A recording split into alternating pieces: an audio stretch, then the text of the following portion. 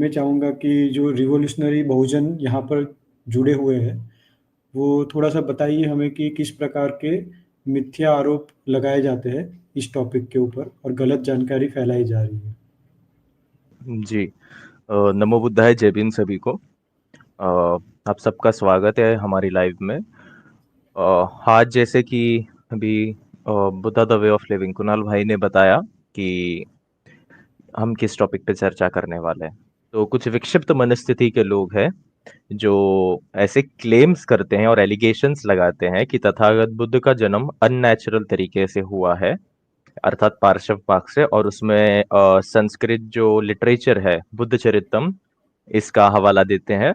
दूसरा, इनका आक्षेप है कि तथागत बुद्ध की जो माता है, अर्थात बोधिसत्व की जो माता है महामाया देवी, ये स्वप्न के कारण गर्भवती हुई थी, अर्थात हाथी के कारण। ऐसा एक इनका क्लेम है, तो आज हम उस पे ही डिस्कस करने वाले हैं। तो चलिए शुरू करते हैं, जो ये जो डिबंकिंग है वो शुरू कर देते हैं।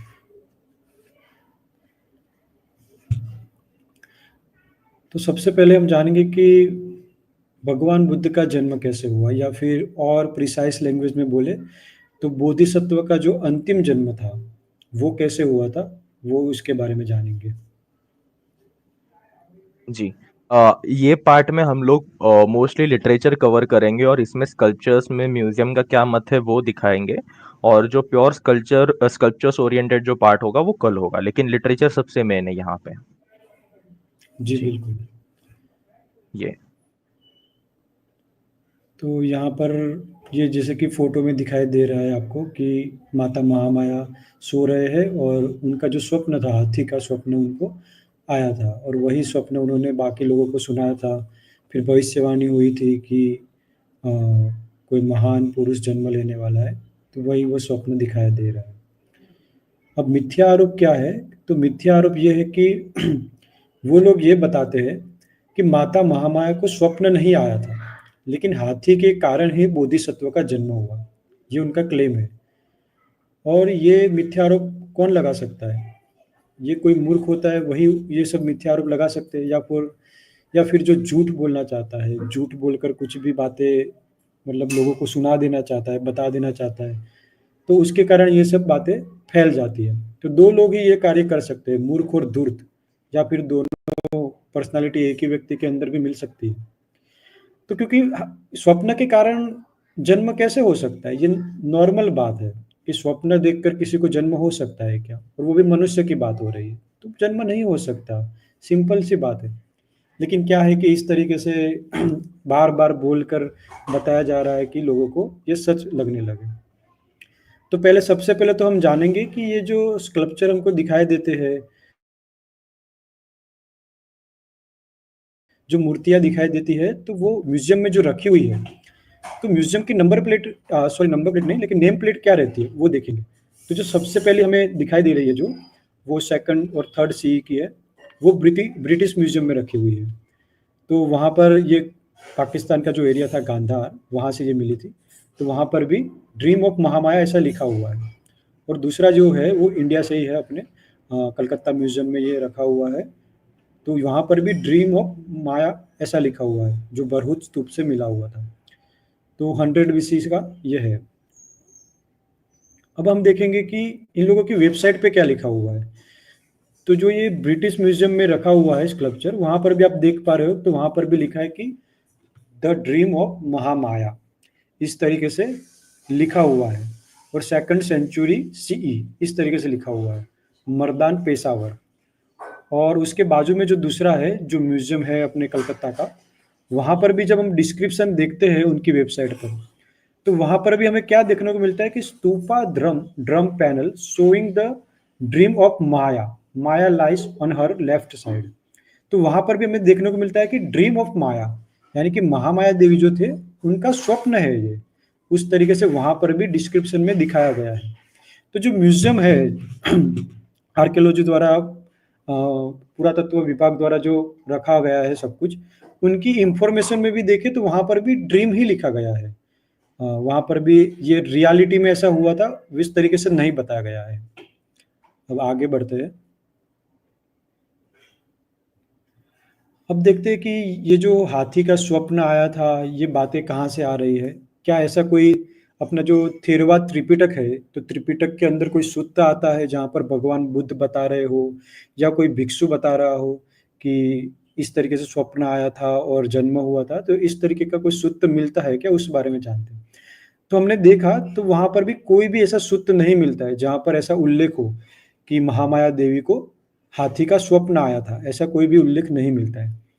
लेकिन मध्यम निकाय में 123वां नंबर का सूत्र है। वहां पर भगवान बुद्ध खुद बता रहे हैं कि उनका जन्म कैसे हुआ था। जब बोधिसत्व अपना जन्म लेते हैं तो क्या क्या अद्भुत चीजें घटित होती है, उस बारे में भगवान बुद्ध खुद बताए थे आनंद बंते जी को। तो ये सूत्र मिलता है पूरा, वहां पर बहुत सारी अद्भुत बातें बताई गई है। तो उस सूत्र का नाम ही आश्चर्य अद्भुत सूत्र है। तो उस सूत्र में भी पूरा पढ़ लिए तो वहां पर भी कोई ऐसा नहीं आता कि महामाया देवी को स्वप्न आया था हाथी का, या भगवान बुद्ध ऐसा बता रहे हो कि जब मेरा अंतिम जन्म में ले रहा था तब मैं हाथी के रूप में आया और इस तरीके से गर्भ में प्रवेश हुआ। तो इस तरीके की बात ये सूत्र में नहीं आती है। तो जब हम त्रिपिटक देखते हैं, सूत्र देखते हैं, तो वहां पर ये सब कहानी नहीं मिलती है हमें। नेक्स्ट। तो ये सब कहानी कहाँ से उत्पन्न हुई है या कहाँ से ये सब बाहर आ रहा है? तो जो पढ़ते हैं तो वहां पर ये है कि अविदूरे निदान करके अट्ठकथा है। जातक अट्ठकथा में आता है ये अविदूरे निदान। तो वो क्या है? वो थेरवाद जो बुद्धिज्म है, तो वहां पर अट्ठकथा लिखी जाती है, यानी कि कमेंटरी, जैसे कि कोई भी चीज हो उसके बारे में और एलोबरेट करके और डिटेल में बातें लिखी जाती है। तो वहां पर ये सब बातें आती है। तो अविदूरे जो निदान है उसमें बोधिसत्व तुषित देवलोक में रहते थे और तुषित देवलोक से लेकर जब वो बुद्ध बनते वहां तक की कहानी लिखी गई है। लेकिन वो भगवान बुद्ध के शब्द नहीं है, ये अट्ठकथा है जो भिक्षु द्वारा लिखी गई थी। तो वो इस तरीके से, वो कोई सूत्र या भगवान बुद्ध के शब्द है इस तरीके से नहीं है। तो उसको जातक कमेंटरी में लिया गया है। अब यहाँ पर देखते हैं कि कमेंटरी या अट्ठकथा क्या होती है। तो अट्ठकथा Pali for explanation commentary refers to Pali language Theravadian Buddhist commentaries to the canonical Theravadian Tripitaka। यानी कि जो त्रिपिटक है उसके ऊपर लोगों ने अपनी राय दी है कि किस तरीके से क्या हुआ होगा, इस तरीके से पूरा कमेंटरी लिखी गई है। हर एक सूत्र के ऊपर भी आपको कमेंटरी मिल जाती है अलग अलग भिक्षु की। लेटेस्ट कोई अभी भिक्षु है, भिक्षु सुजातो और भिक्षु बोधि, उनकी भी आपको कमेंटरी मिल जाती है। तो ये कमेंटरी लिखी जाती है। तो उस तरीके से उस वक्त भी कमेंटरी लिखी गई थी, तो उसमें ये सब बातें मिलती है कि भगवान बुद्ध तुषित देवलोक से कैसे आए थे और ये हाथी का स्वप्न देखा था महामाया देवी ने। ये सब पढ़ने को वहां पर मिलता है। लेकिन जो मूल त्रिपिटक है जहाँ पर भगवान बुद्ध के और भिक्षुओं के शब्द है, भगवान बुद्ध के समय जो भिक्षु थे उनके, तो वहां पर ये हमें नहीं मिलता है। नेक्स्ट। तो ये जो कमेंटरी है ये हम पढ़ लेते हैं कि वहां पर भी क्या लिखा हुआ है। क्या वहां पर ऐसा लिखा हुआ है कि महामाया देवी के गर्भ के अंदर हाथी का प्रवेश हुआ और उनके कारण उनको गर्भ रह गया? क्या इस तरीके से बात लिखी हुई है या फिर ये ड्रीम था? तो कमेंटरी भी जब पढ़ते हैं तो वहां पर भी हाईलाइट करके मैंने रेड कलर का जो हाईलाइटर दिख रहा होगा, तो वहां पर भी आप पढ़ पा रहे होगे कि चलो पूरा ही पढ़ लेते हैं। ऑब्जर्विंग द 8 प्रीसेप्ट्स, मतलब कि 8 जो शील नियम होते हैं, उपोषद जिसे कहा जाता है बुद्धिज्म में, तो तब उनकी माता ने ये उपोषद ग्रहण किया हुआ था। And living on the couch of splendour in the last watch of the full moon night, Shri Mahamaya Devi fell into a short slumber and had a dream which foretold the conception of bodhisattva as follows। यानी कि जब commentary भी पढ़ते हैं तो वहां पर भी हमें देखने को मिलता है कि महामाया देवी को क्या हुआ था, ड्रीम दिखाई दिया था। कंसेप्शन के पहले ड्रीम दिखाई दिया था। वही ड्रीम उन्होंने बताया, क्या लिखा कि foretold the conception of the bodhisatta, कि यही ड्रीम उन्होंने फिर जाकर सबको बताया था कि मुझे इस तरीके का स्वप्न दिखाई दिया है, और उसके बारे में फोर टोल्ड यानी कि भविष्यवाणी की गई थी।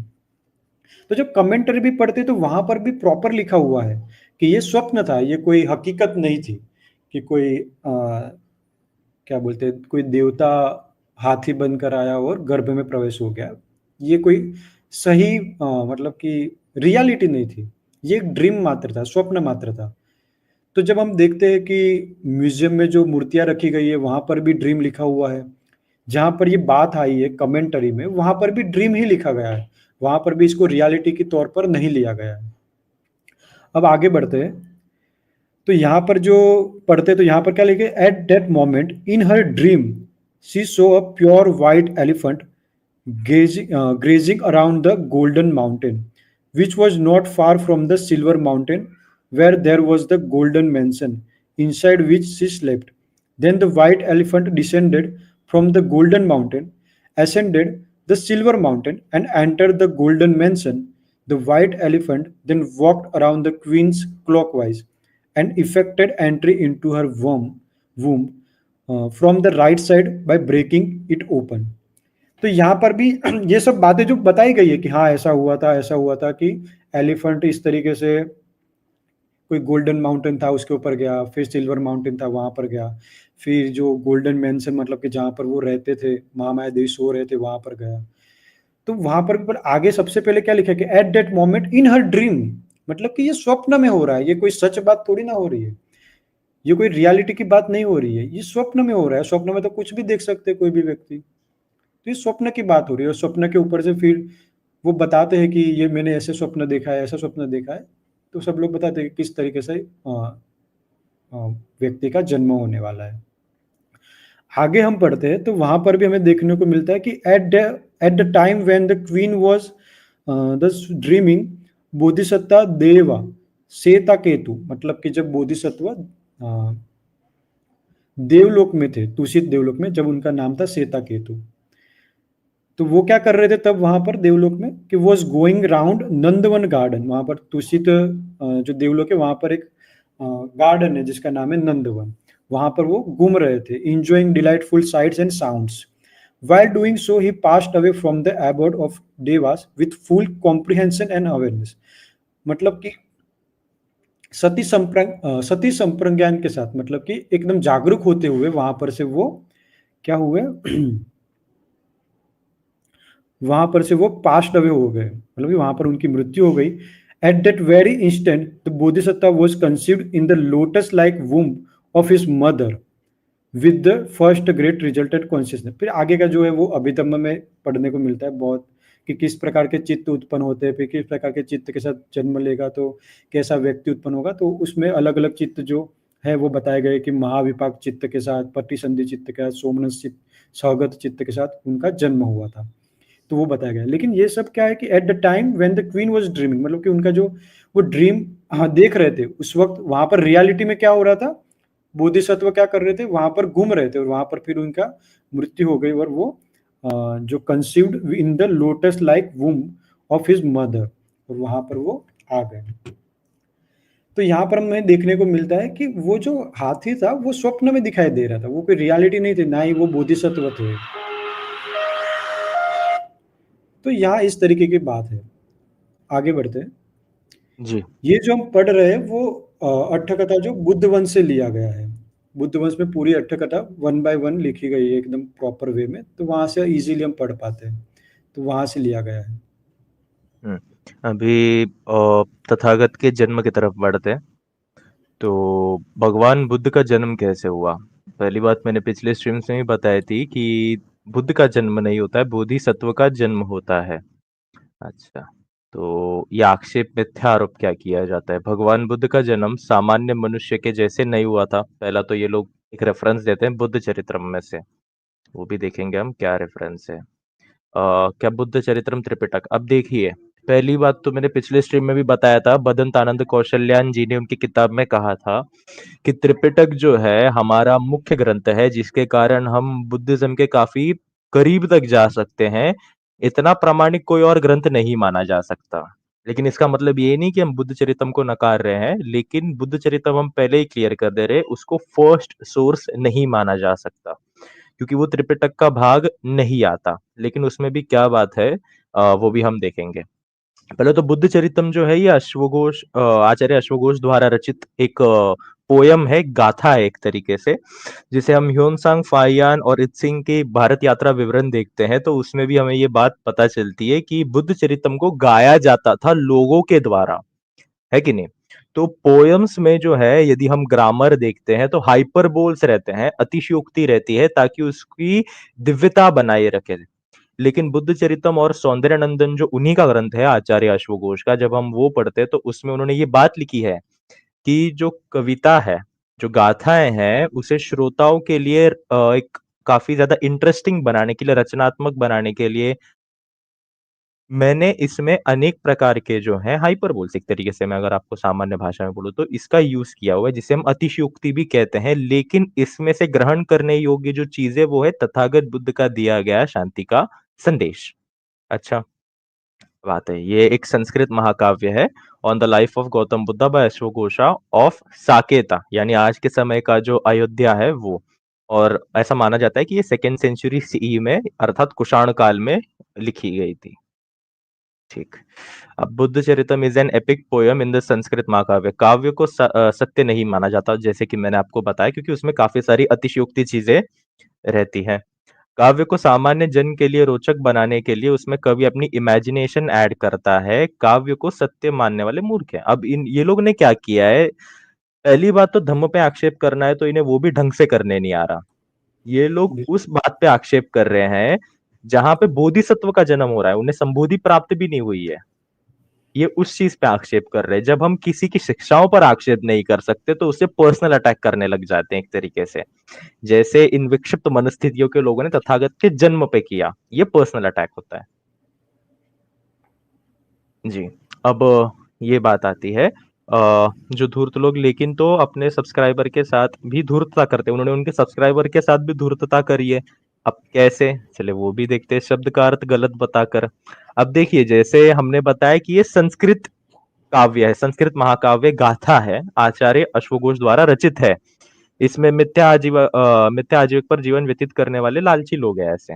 ठीक है, अब यहाँ पे क्या लिखा हुआ है, जिस प्रकार औरव का जन्म जांग से, पृथु का हाथ से, इंद्र का त्रिदश, मानघाता का मस्तक तथा कक्षीवान का काख से हुआ, उसी प्रकार उसका जन्म पार्श्व से हुआ। अच्छा, पहली बात, मूल संस्कृत में यहाँ पे पार्श्व नहीं है। जो मूल संस्कृत श्लोक है उसमें पार्श्व हमें नहीं देखने मिलता है। ये जो है अनुवाद में डाला गया है। इसके लिए हमें यहाँ पे ब्रैकेट भी देखने मिलेगा कि ये जो ट्रांसलेटर है ये उन्होंने डाला हुआ है। अब इसका क्या अर्थ होता है वो भी हम बताते हैं आपको, संस्कृत के अनुसार देखें तो। अभी एक इंग्लिश ट्रांसलेशन हमने यहाँ पे आपके सामने रखा है। As the Aurva's birth from thigh and Prithu's from the hand and Mandhatars, who was like Indra himself from the forehead, and Kakshivat from the upper end of the arm, thus too was his birth miraculous। यहाँ पे miraculous अर्थात दिव्य रूप से यहाँ पे बताया गया है, जो हमें बाद में शिल्पों में भी देखने मिलता है। ये लोग यहाँ कहेंगे पर कि हाँ यहाँ पर रिवोल्यूशनल भोजन में ये बताना चाहूंगा कि अच्छा, पिछली वाली स्लाइड करिए 1 मिनट। जी यहाँ पर कैसा था कि प्रॉपर अगर संस्कृत का ये ट्रांसलेशन करें तो ऐसा है कि कक्षीवात का जन्म जैसे अपर एंड ऑफ द आर्म से हुआ था, हम्म मतलब अंडर आर्म के थोड़े से नीचे के भाग में, वहां से हुआ था। Thus too was the his birth, मतलब उसी प्रकार से बोधिसत्व का भी जन्म हुआ, उस हम्म तरीके से लिखा गया है। ये जो पार्श्व शब्द है वो ऐड किया गया है, ठीक है। और ये लोग क्या कर रहे हैं, उन्होंने पार्श्व शब्द, ये एक है ना उन सॉरी, लेकिन उसका आवाज लड़की जैसा है, नाम भूल गया हूँ मैं। तो मैं वीडियो देख रहा था, तो उसने ये क्या बोला कि ये पार्श्व शब्द है, उसका अर्थ होता है कि जहां से मल मल निकलता है वो वाला भाग। और जबकि हम संस्कृत का हम नॉर्मली सर्च करते तो पार्श्व शब्द का ऐसा अर्थ होता ही नहीं है। लेकिन अब ये लोग क्या करते हैं कि कुछ भी बोलकर क्या इस तरीके से मिथ्या आरोप लगाकर अपने जो व्यूअर्स होते हैं उनको मतलब अच्छा लगने लगे, अरे देखो बुद्धिज्म में क्या है, ऐसा मतलब हो जाए, और फिर हम्म जो भी उनको पैसे वैसे मिलते हैं वो मिलने लगे। तो उन लोगों ने ये झूठ बोला है, पार्श्व का ये होता ही नहीं है। ना ही उन्होंने ये वीडियो में भी दिखाया कि ये संस्कृत में इसका ट्रांसलेशन क्या है या इसका मीनिंग क्या है, वो भी उन्होंने नहीं बताया। सिर्फ़ बोल दिया है कि पार्श्व यानी कि पिछवाड़ा, लेकिन सच में ऐसा कुणाल जी, होता ही नहीं। एक और चीज है यहाँ पर। अब ये लोग कहेंगे कि पार्श्व, यहाँ पे अनुवाद ने तो, अनुवादक ने पार्श्व कहा है, क्या आप अनुवादक से ज्यादा ज्ञानी थे तो आपने क्यों इसका अनुवाद नहीं किया? तो अनुवादक ने भी पार्श्व शब्द किस अर्थ में लिया है वो भी हम दिखा देते हैं एक बार। बिल्कुल। देखिए, जो पार्श्व है, costal, pertaining to the both sides of the body, जो बगल का भाग रहता है उसे पार्श्व कहा जाता है। पार्श्वम अर्थात कि नियर, पार्श्वस्थ, असाइड, और सेम, अपार्ट फ्रॉम। ये संस्कृत डिक्शनरी से हम लोगों ने लिया हुआ है। अब चलिए, उनके धर्म के हिसाब से जो विक्षिप्त मनस्थिति के लोग इस प्रकार के आरोप करते हैं, उनके भी धर्म में किस प्रकार से माना गया है वो भी देख लेते हैं। पार्श्व का अर्थ अर्थात कि साइड्स ऑफ द चेस्ट, जो हमारी छाती रहती है, जो हमारा बगल का भाग रहता है, उसके बगल बाजू से एक तरफ से। फिर शैविज्म में, शैव फिलोसॉफी में पार्श्व किसे कहा जाता है? Refer to the sides according to the Griha Sutra. गृह सूत्र के बारे में आपको जानकारी होगी, उसमें भी पार्श्व जो है उसे बगल कहा गया है। जो ज्योतिष है, ज्योतिष शास्त्र में भी जो पार्श्व के बारे में रेफर किया गया है वो भी साइड्स बताया है।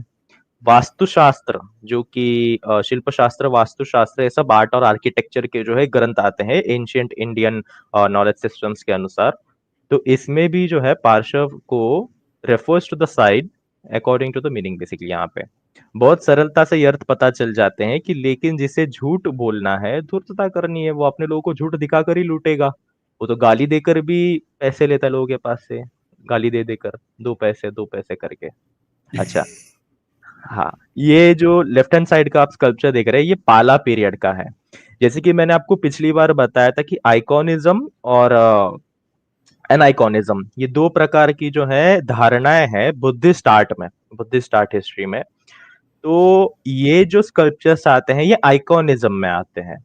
अब आइकॉनिज्म क्यों और एनाइकॉनिज्म क्यों नहीं, और एनाइकॉनिज्म को आइकोनोग्राफी क्यों नहीं रिकॉग्नाइज किया जाता? क्योंकि जो एनाइकॉनिज्म रहता है या फिर आइकॉनिज्म, ये उस कल्चर का जो सबसे मेन, एक तरीके से कहते हैं ना, फोकस रहता है, जो मेन कैरेक्टर रहता है, उसके बेसिस पे वो आइकॉनिक आर्ट है या फिर एन आइकॉनिक आर्ट है वो डिफाइन किया जाता है। तो ये जो है ये आइकॉनिक आर्ट है, ये गांधार शैली है और ये पाला स्कल्पचर है। ये पाला काल का स्कल्पचर है। तो इसमें जब हम देखते हैं जो मेन कैरेक्टर है वो बुद्ध है, अर्थात बोधिसत्व, जिनका जन्म हो रहा है, यहाँ पर भी वही है। लेकिन कई सारे जो है हमारे पास फिगर्स है अमरावती स्तूप में से, और जहां पे कि एन आइकॉनिक रिप्रेजेंटेशन है, अर्थात कि जो तथागत का जो जन्म दिखाया गया है, अर्थात जो बोधिसत्व का जन्म दिखाया गया है, मैं बोधिसत्व ही प्रयोग करूंगा यहाँ पे। बोधिसत्व का जो जन्म दिखाया गया है वो इस प्रकार से नहीं दिखाया गया है, एक ह्यूमन फॉर्म में नहीं, उसे चिन्ह के फॉर्म में बताया गया है। जो बुद्ध पद रहते हैं, बुद्ध पद के रूप में, बोधि वृक्ष के रूप में, और जो हॉली अम्ब्रेलाज रहते हैं उसके रूप में, वो मैं कल के लाइव स्ट्रीम में डिस्कस करूंगा डिटेल में। अच्छा, तो यहाँ पे भी ये आइकॉनिज्म में आता है, तो ये आइकॉनिज्म में भी किस तरीके से आया है वो देखते हैं हम। जैसे कि आप अभी यहाँ पे देख सकते हैं, यहाँ पे जो बोधिसत्व है, इनके जब हम लक्षण देखते हैं एक तरीके से, यहाँ पे देखिए उन्होंने चिवर पहना हुआ है, अर्थात ये बुद्ध के रूप में दिखाया गया है ये स्कल्पचर। चिवर पहना हुआ है, ऊश नीश प्रेजेंट है, तथा ये कमलों पर खड़े हैं, अर्थात ये कहानी को रिफ्लेक्ट किया जाता है। जैसे जो पूर्व समय होता था, पहले का समय होता था, उसमें जो है हम पर्टिकुलर स्कल्पचर्स में, कई सारे स्कल्पचर्स में हम इंस्क्रिप्शन नहीं लिख सकते थे, वो सांकेतिक भाषा का प्रयोग करते थे। अब सांकेतिक भाषा एन आइकॉनिज्म तक सीमित नहीं है, ये आइकोनोग्राफी में भी आती है, फिर वो बुद्धिज्म हो, जैनिज्म हो, या फिर वैदिक कल्चर। वैदिक कल्चर का तो काफी बाद का है, लेकिन जो सबसे प्राचीन एन आइकॉनिज्म है भारत में वो बुद्धिस्ट आर्ट का है। ये मैं नहीं कह रहा हूँ, ये जो विद्या दहेजिया है, आनंद कुमार स्वामी है, बेनेटोस भट्टाचार्य है, ये इन सब का जो है मत है, और स्टेला क्राइमब्रिज का भी एज वेल। तो इसमें जो है ये किसका जन्म हुआ है? यदि एक स्कल्पचर दिखाया जाता है, एक सामान्य सा एक बच्चे का जन्म दिखाया जाता है, तो लोग इसको डिफाइन नहीं कर पाते कि ये आखिर में किसका जन्म दिखाया गया है। तो डिफाइन करने के लिए, इंडिकेट करने के लिए कि ये तथागत बुद्ध का, अर्थात बोधिसत्व का, सिद्धार्थ बोधिसत्व जिसे, जिन्हें हम कहते हैं, उनका जन्म दर्शाया जा रहा है, इसके लिए उन्हें बुद्ध रूप में यहाँ पे दिखाया गया है कि देखिए तथागत बुद्ध का जन्म ये महामाया देवी है, ये बोधिसत्व है, जो अटेंडेंट है ये ब्रह्मा है, एक प्रकार से इस तरीके से बताया गया है। और ये गांधार शैली का दूसरी तीसरी शताब्दी का ये मेट्रोपॉलिटन आर्ट म्यूजियम में भी आता है, ब्रिटिश म्यूजियम में और कलकत्ता म्यूजियम, तीनों म्यूजियम्स में ये अवेलेबल है। यहाँ पे भी जो है गांधार शैली की काफी अच्छी बात रहती है, उसमें बोधिसत्व, बुद्ध, अक्षोभयी बुद्ध और अनेक भिन्न भिन्न प्रकार के जो देवता रहते हैं जो काफी सम्माननीय रहते हैं, उनके पीछे हमें हैलो देखने मिलता है। और जो बोधिसत्व और बुद्ध का हैलो रहता है वो बड़ा रहता है, और बुद्ध का हैलो बोधिसत्व के हैलो के कंपैरिजन में काफी बड़ा रहता है, जो शीर्ष चक्र जिसे हम कहते हैं पीछे से। तो यहाँ पे भी हम देख सकते हैं ऊश नीश यहाँ पे मौजूद है, और यहाँ पे हैलो भी प्रेजेंट है, और महामाया यहाँ पे प्रसव का उनका समय है, और यहाँ पे देवता जो है उन्हें पकड़ रहे हैं। तो ये भी जो है एक आइकोनोग्राफी है, लेकिन इसमें सांकेतिक भाषा के थ्रू पे ये बताया गया है कि देखिए तथागत बुद्ध का जन्म अर्थात बोधिसत्व का जन्म यहाँ पे दर्शाया गया है। तो ये बात यहाँ से हमें समझनी चाहिए कि यहाँ पे किस तरीके से सांकेतिक रूप में और कितने अच्छे तरीके से हमारे पूर्वजों ने इसे बनाया है, कितने अच्छे तरीके से स्टोरीज है, कितने अच्छे तरीके से इसे बताया गया है दिव्य रूप से भी। अच्छा, ये जो है ये महायानी वो स्कल्पचर है या वज्रयाना स्कल्पचर है, मैं क्लियर कर हाँ, देता हूँ। मैं यही बताना चाहता था कि जब थेरवाद मेन स्ट्रीम मतलब जहाँ पर ज़्यादा से ज़्यादा थेरवाद फॉलो होता था भारत में जब, तब ये इस तरीके से भगवान बुद्ध के ये जो स्कल्पचर या मूर्ति दिखाई देती है, वो नहीं बनती थी। वहाँ पर जैसे आपने बताया कि बोधि ट्री या अम्ब्रेला या इस तरीके से या स्तूप या फिर बाउल इस तरीके से बताया गया था कि यहाँ पर भगवान बुद्ध है। इस तरीके से मूर्ति नहीं बनाई जाती थी। ये जब बुद्ध चरित्रम पूरा हो गया होगा, फिर उसके ऊपर से इन लोगों ने फिर इंस्पिरेशन ली होगी कि चलो भगवान बुद्ध का हम्म। जन्म ऐसे हुआ था। और ये मेरे ख्याल से आप कुषाण काल की ही बात कर रहे हो। हाँ, तो ये जो वहाँ पर जन्म हमें दिखाया जाता है ना, ये ज्यादा हुँ, करके आइकोनो वाला बोल रहा हूँ मैं। एनाइकोनिज्म में भी हुँ, ये जन्म आता है, लेकिन अलग प्रकार से आता है वो ड्रीम वाला। वो हम उस पे हुँ, कल तो डिस्कस हो जाएगा, क्योंकि इसमें इतना बड़ा टॉपिक हम डिस्कस नहीं कर पाएंगे। ये हुँ। कुषाण काल के बाद हमें ऐसे स्कल्पचर्स देखने मिलते हैं, कुषाण काल के समय से हाँ, दरअसल। क्योंकि बुद्ध चरित्रम बहुत फेमस हो गया था। हम्म। तो बुद्ध चरित्रम में सब कुछ बातें मतलब ओवरऑल बातें सब आ जाती हैं उसमें।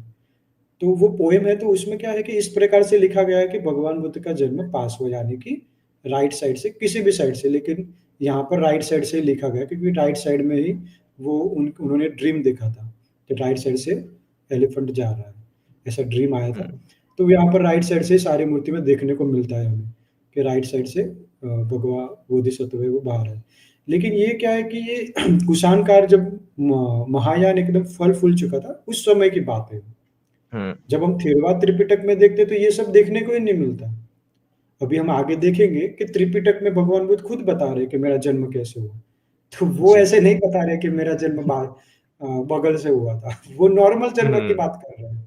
जैसे मनुष्य का होता और है उसी प्रकार की एक और बात है। चीज रहती है इसमें कि जो एक व्यक्ति है वो स्वयं खुद के बारे में किस तरीके से बता रहा है, खुद के अतीत कथा के बारे में क्या बता रहा है, वो ज्यादा मान्यता में लिया जाता है, वो ज्यादा ऑथेंटिक माना जाता है कंपैरेटिवली उसके शिष्य ने उसके बारे में किस तरीके से बताया, उनकी अतीत कथा के बारे में।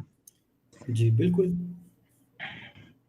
जी, ये आश्चर्य अद्भुत सूक्त है। त्रिपिटक के मजमूनिका 123 में भगवान बुद्ध ने खुद बताया है कि उनका जन्म कैसे हुआ है, तो सूक्त की ही बात को सत्य माना जाएगा, ना कि किसी काव्य की। और काव्य का भी देखा जाएगा तो वो एक आइकॉनिज्म है। अब कई बार दो चीजें होती है कुणाल भाई, पहले हुँ, स्कल्पचर्स बन जाते हैं, वो स्कल्पचर्स के आधार पे भी जो है वो कहानियां रची जाती है, या फिर कहानियों की रचना पहले हो जाती है, उसके हुँ। अनुसार स्कल्पचर्स में जो है डेफिनेशन दिए जाते हैं डिफरेंट तरीके से। तो अच्छा। ये एक है।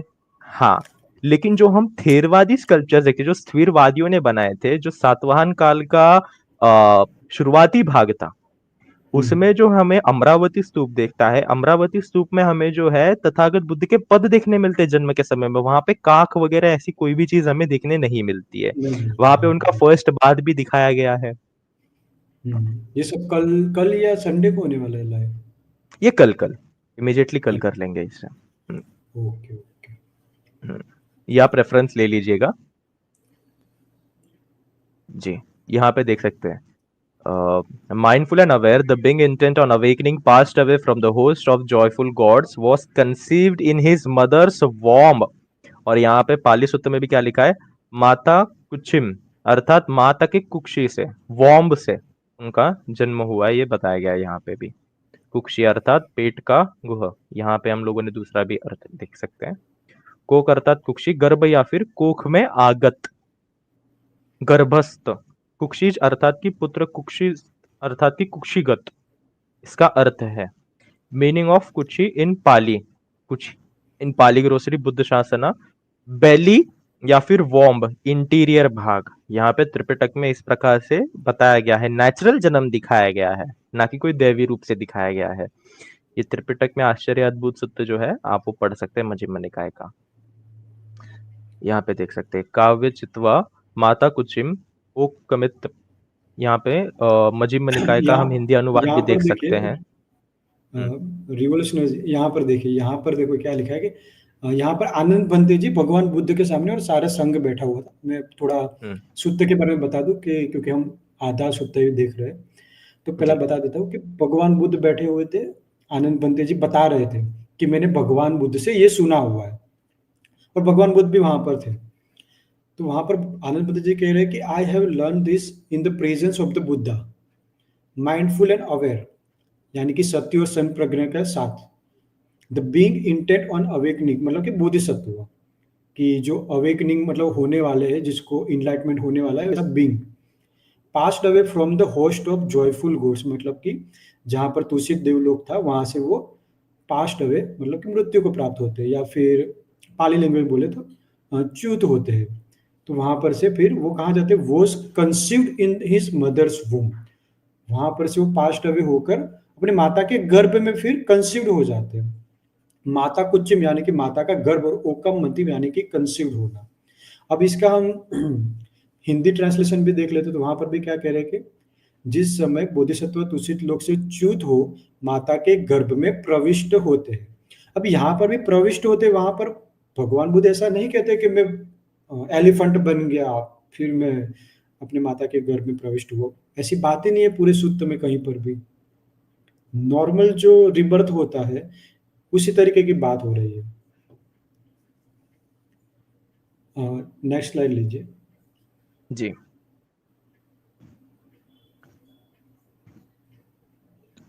अब यहाँ पर क्या है भाई कि यहाँ पर जब उनका जन्म होता है तो कैसे, ये तो क्या हो गया कि गर्भ में कैसे आए, ठीक है, कि वहां पर भी हमें देखने को मिला कि हाथी बनकर आए, ऐसा कोई बात नहीं देखने को मिलता। अब गर्भ से बाहर जब 10 महीने या 9 महीने हो जाते हैं तो गर्भ से बाहर आते हैं।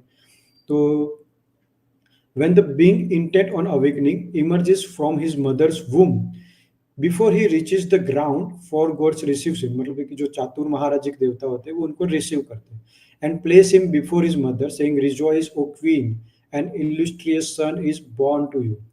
तो यहाँ पर भी हमें देखने को मिलता है कि कहाँ से जन्म हुआ, तो emerges from his mother's womb, जो नॉर्मल जन्म होता है उसी तरीके से जन्म हुआ है। जैसे ये थेरवा त्रिपिटक के बाद में जो ये काव्य लिखा गया है कि साइड से जन्म हुआ या पार्श्व भाग से जन्म, मतलब कि बगल से जन्म हुआ, उस तरीके से भगवान बुद्ध ने नहीं बताया कि मेरा जन्म ऐसे हुआ था, लेकिन साफ साफ उन्होंने बताया कि जैसे मदर्स वूम, माता कुचिम, उनका जो गर्भ का पार्ट होता है वहीं से जो जन्म होता है वहीं से उनका जन्म हुआ था। तो नॉर्मल जो रहता है वैसा ही जन्म हुआ था। और ये शुद्ध ऐसा है रिवोल्यूशनरी जी कि इसमें बहुत सारी बातें ऐसी है तो जो यकीन करने में थोड़ा डिफिकल्टी आ सकती है, कि देवताओं की बातें हैं, फिर बहुत सारी बातें, जैसे कि अभी देख लीजिए कि जो चातुर्माजिक देवता होते हैं वो वहां पर हाजिर होते हैं, फिर ब्रह्मा भी होते हैं, इंद्र भी होते हैं, सब लोग होते हैं, वैसे सारी बातें हैं भगवान बुद्ध ने बताई है।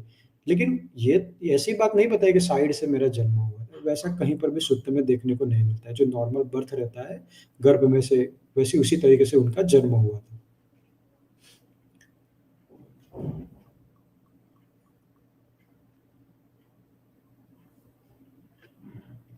ये हिंदी का है, इसमें भी हमें देखने को मिलता है कि बोधिसत्व की माता पूरे 10 मास ही बोधिसत्व को कुक्षी में धारण करके प्रसव करती है। तो प्रसव कैसे करते हैं, अब साइड के बगल के भाग से थोड़ी ना प्रसव होता है, जो नॉर्मल रहता है ह्यूमन बीइंग में, उसी तरीके से प्रसव होता है। तो ये हिंदी ट्रांसलेशन है।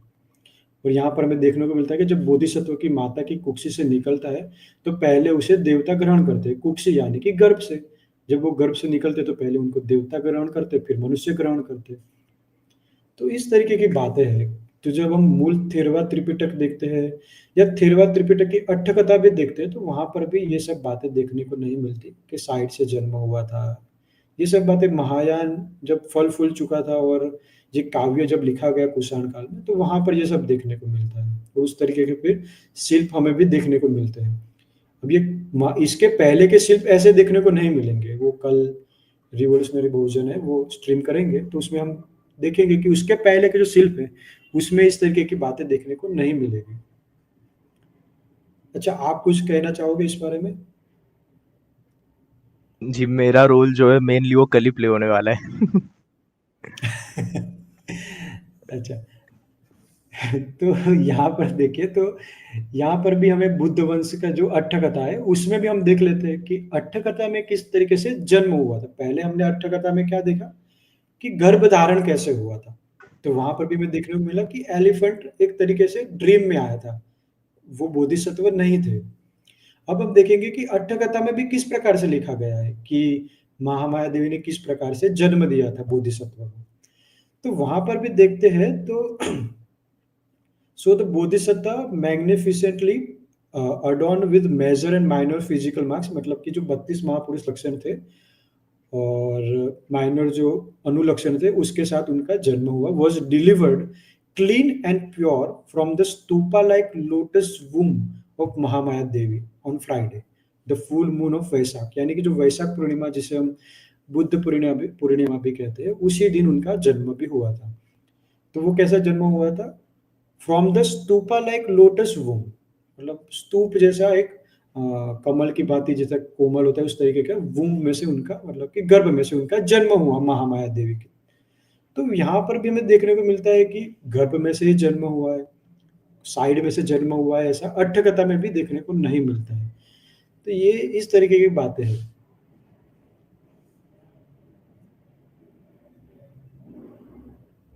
आगे है स्लाइड की खत्म हो गया? जी, हो चुका है। हो चुका है। ओके।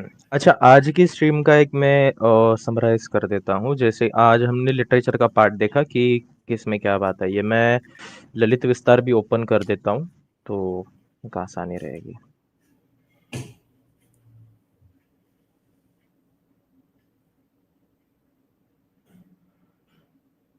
जी बिल्कुल।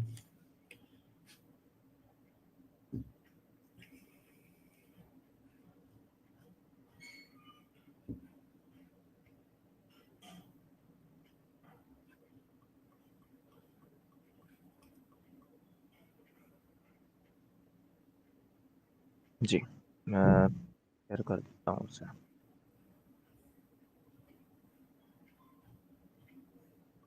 हम्म, यहाँ पर ध्यान से देखिएगा। तो अच्छा, ये क्या है? ये ललित विस्तार ललित है। विस्तार। ओके। हाँ, ये तो ललित सर्वास्तिवाद ललित का विस्तार ग्रंथ क्या है, है। वो भी थोड़ा बता दीजिएगा, वो ग्रंथ किसका है, क्या है? हाँ, ललित विस्तार ये जो ग्रंथ है, सर्वास्तिवादी जो परंपरा है, बौद्ध परंपरा, सांप्रदाय है, सेक्ट, सर्वास्तिवादी सेक्ट, ये उनका है, जो महायान के अंतर्गत ही माना जाता है उन्हें आज के हिसाब से। और ये प्राचीन है। जैसे कि हम स्थिरवाद देखते हैं, ये ईसा पूर्व दूसरी शताब्दी से हमें देखने मिल जाते हैं। सर्वास्तिवादी ये काफी पहले से हैं। ये महायान का एज अ स्टार्टिंग पॉइंट भी इन्हें माना जाता है, लेकिन ललित विस्तार जो है वो बाद का ग्रंथ है। तथागत के चरित्र के बारे में ये पूरा का पूरा ग्रंथ है। ये भी काव्यात्मक रचना है, ललित विस्तार जो है पूरी की पूरी। इसके प्राकथन में भी बात आई है, मैं वो दिखा भी देता हूँ। लेकिन पहले ये जो गर्भ धारण वाली जो बात है, हम उसे देख लेते हैं। इसमें गर्भ क्रांति गर्भ पर्व आता है, गर्भधारण पर्व, जिसमें कि दूसरा पॉइंट देख सकते हैं। सुख से सेज पर सोई, अर्थात कि वो सो रहे थे महामाया देवी। माया देवी ने ये स्वप्न देखा, और यहाँ पे संस्कृत में जो हम देख सकते हैं स्वप्न वर्णना, ऐसा उल्लेख देखने मिला हुआ है। दूसरा प्राकथन की तरफ मैं आ जाता हूँ। अब ये इसका प्राकथन देखिए, ललित विस्तार में क्या कहा है क्या नहीं कहा है वो। पर निराकार दिव्यता विचित्र कथाओं के प्रेमी भारतीय समाज में आकर न धारण कर ले, यह उस युग में संभव न था। ललित विस्तार में वस्तुतः तथागत के गर्भवास से लेकर, अर्थात यहाँ पे गर्भवास के प्रकरण से लेकर जो धर्म चक्र प्रवर्तन तक के ऐतिहासिक वृत्तांत को दिव्य भावों, यहाँ पे ध्यान दीजिएगा, दिव्य भावों के साथ अलंकृत करके वर्णन किया करने का एक रमणीय यत्न किया गया है। रमणीय यत्न, ये भी ध्यान दीजिएगा। इतिहास के साथ कविता का योग हो गया है। कविता में हाइपरबोल्स, ग्रामर्स वगैरह देते हैं, अलंकार रहते हैं विभिन्न प्रकार के, ये आपको पता ही होगा। धरती के भेदभाव से ऊपर उठना वह देवत्व था, अर्थात धरती के भेदभाव, एक सत्यशोधक जी ने नीचे प्रश्न भी पूछा था कि देवता देवता की तीन व्याख्या, और ललित विस्तार में जिस तरीके से लिया है उस हिसाब से इन्होंने यहाँ पे लिखा है कि धरती के भेदभाव से ऊपर उठना वह देवत्व था जिसे बौद्ध अभिप्राय के जानकार कवि ने देवी देवताओं की पुरानी संज्ञाओं से प्रकट किया है। अब ये पुरानी संज्ञा कौन सी? ये श्रमण कल्चर की संज्ञा है, ये किसी और अन्य कल्चर का यहाँ पे उल्लेख नहीं है। जिसका बौद्ध कवि हृदय ने बौद्ध ग्रंथों में नाना भाव से वर्णन किया हुआ है। चलिए अब और भी दिखा देता हूं मैं यहाँ पे। 16वें पृष्ठ क्रमांक पे प्राकतन का ही भाग है, यहाँ पे भी हम देख सकते हैं। विस्तार के साथ गद्य ग्रंथ में पुनरुक्त होना स्वाभाविक बात है। ग्रंथ का मूल वस्तुतः गाथाएं ही है, ये गाथाएं हैं, एक प्रकार से कविता है, ताकि इसको पूर्ण तरीके से इसको इतिहास का स्तोत्र माना जाएगा। मैंने जो वीडियो डाला हुआ है द रेवोल्यूशनरी भोजन पे, वो भी चेकआउट कर लीजिएगा। इतिहास का स्तोत्र माना जाएगा, लेकिन 100% यही इतिहास है, इस रूप में नहीं माना जाएगा। इसकी कविताओं को लेकर इसको वेरीफाई किया जाएगा स्कल्पचर्स के साथ, और जो क्रोनोलॉजी है, हिस्टोरियोग्राफी ट्रेडिशन, उसके साथ वेरीफाइड होता है तो माना जाएगा, नहीं तो नहीं, बाकी चीजों को हटाया जाएगा। ठीक। गद्य ग्रंथ की भाषा लौकिक संस्कृत, अब ये पूर्ण संस्कृत का ग्रंथ नहीं है कुणाल जी। जैसे अभी हमने देखा जो बुद्ध चरितम है उसे संस्कृत का ग्रंथ कहा जाता है, लेकिन खैर उसमें भी मैं बाद में बनाऊंगा स्ट्रीम। लेकिन ललित विस्तार जो है ये बौद्ध शंकर संस्कृत अर्थात बुद्धिस्ट हाइब्रिड संस्कृत का ग्रंथ है, बुद्धिस्ट अच्छा। हाइब्रिड संस्कृत का। यदि अर्थात कि इसमें प्राकृत मिश्रित रहती है, किन भाषाओं के साथ? अन्य भाषाओं के साथ, जो पार्थियंस पर्शियंस का इनका जो इन्वॉल्वमेंट था इंडिया में, उनके साथ। और प्राकृत में भी कई सारी अंदर ही अंदर अनेक जो भाषाओं का जो है ग्रुप है, सौरसेनी हो गई, मगधी हो गई, अर्ध मगधी हो गई, अरियोनो पालिया आ जाती है उसी के अंदर, ये उसमें से है क्या? उसमें बहुसंख्यक ऐसे शब्द मिलते हैं जिनके पिताश्रित समंत परंपरा के पले हुए विद्वानों के ग्रंथ में नहीं मिलता। इसी प्रकार के शब्दों का संकलन महाव्युक्त नाम के ग्रंथ में भी है, यानी एक और जो बौद्ध ग्रंथ है उसकी यहाँ पे चर्चा की गई है।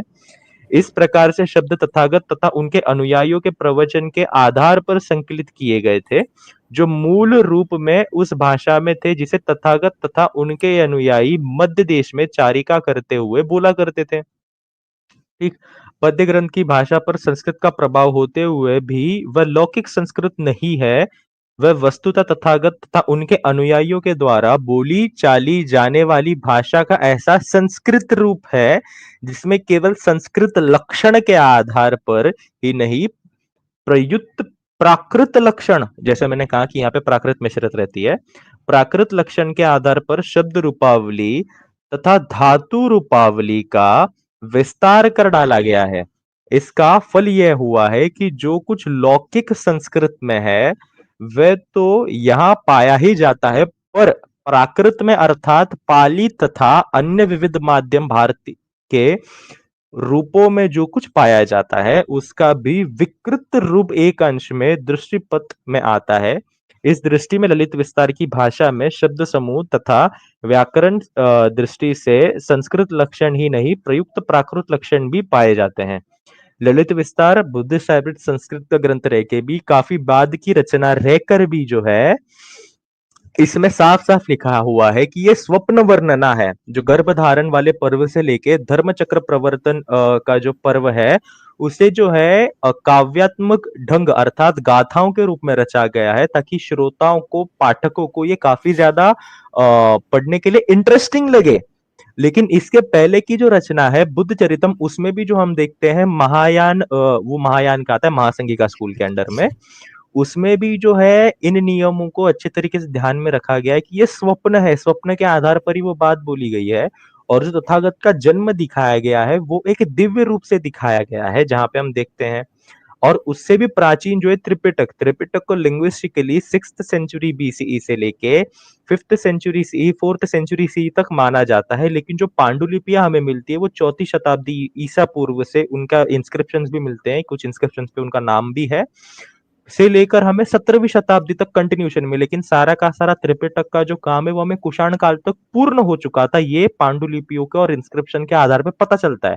उसी त्रिपिटक में जो है तथागत का जन्म सामान्य रूप से दिखाया गया है, जैसे किसी सामान्य मनुष्य का दिखाया जाता है, और वो स्वयं तथागत बुद्ध बोल रहे हैं। अब कई सारे लोग जो है कमेंट में बकैती कर रहे हैं, कई सारे नहीं, एक ही व्यक्ति है जो बोल रहा है कि त्रिपिटक है तो त्रिपिटक को आप मानते हो। देखिए, त्रिपिटक को हमने यहाँ पे इसके लिए ही हवाला नहीं दिया कि सिर्फ वो पाली कैनन है या फिर वो स्थिरवादी ग्रंथ है, इसके लिए भी हवाला दिया क्योंकि वहां पे तथागत बुद्ध स्वयं अपने जन्म के बारे में बता रहे हैं, आश्चर्य अद्भुत सत्य में। उनके किसी शिष्य ने उनके बारे में, उनकी अतीत कथा के बारे में कहा, वो एक अलग बात होती है, वो फर्स्ट सोर्स में नहीं माना जाएगा लिंग्विस्टिकली भी, वो सेकंड सोर्स में माना जाएगा। फर्स्ट सोर्स में किन की बात मानी जाएगी? तथागत बुद्ध की, क्योंकि उन्होंने अपने जन्म के बारे में त्रिपिटक में पहले ही बताया हुआ, इसके लिए हमने बता दिया। अर्थात त्रिपिटक के रूप से देखे तो उनका सामान्य जन्म हुआ है और उसमें हाथी का स्वप्न का वर्णन हमें देखने नहीं मिलता। बुद्ध चरितम में स्वप्न का वर्णन है, जो बाबा साहब ने भी अपने ग्रंथ है जो बुद्धा एंड हिज धम्म, उसमें भी स्वप्न के रूप में लिया गया है उसे, उधर जी, वास्तविकता जी। के रूप में नहीं लिया है वहां पे। चतुर हुँ, महाराजिक देवताओं का वहां पे भी उल्लेख आता है।